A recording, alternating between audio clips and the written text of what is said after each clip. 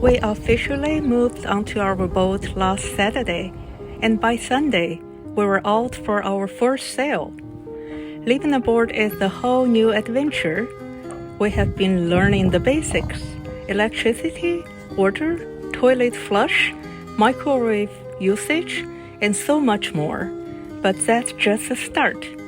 In addition, we're tackling the real challenge: anchoring properly, docking safely, sailing efficiently, and keeping up with boat maintenance. It's a steep learning curve, but we're loving every moment. Huge thanks to Ryan and Sophie for their endless support, and to our friend Cliff, who has been an incredible sailing consultant. We couldn't do this without you.